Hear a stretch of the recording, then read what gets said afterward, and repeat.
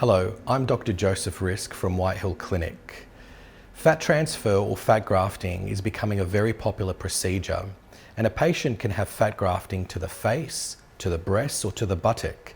And there are different reasons why people come for these procedures.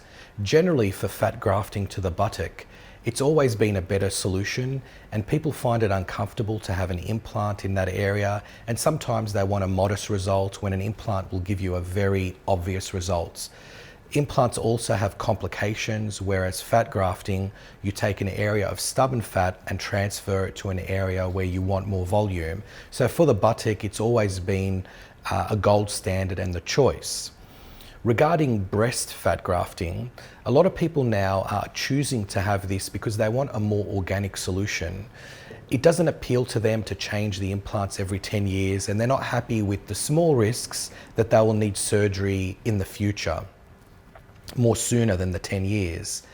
Another reason people have fat grafting to the breast is in combination with an implant. If somebody wants a smaller implant but softer lines, we can combine the two. For example, giving them an increased lower pole with an implant and an increased upper pole or cleavage with fat grafting. Regarding the face and fat grafting, this is becoming more and more popular, and I see this a lot. There are a lot of complications that can happen with dermal filler, whereas with fat grafting, the complication rate is reduced. It's not zero, but it is much less than dermal filler. Dermal filler can leave you with edema.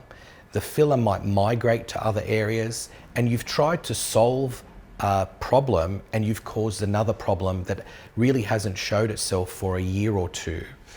To give you an example about fat grafting to the face, it's very common to do fat grafting under the eyes. And people have issues where they have prominent fat in the eyelid, but they also have a deep tear trough or hollow. So what do? Do you fill the hollow or do you remove the fat? And what I like to do is to do both. In the past, people would just put dermal filler to the hollow and then cause problems in the future.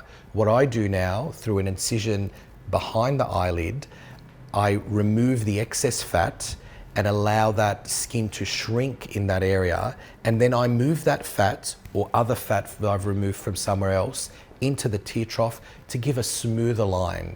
And this is a more permanent solution, and it's one of my favorite procedures.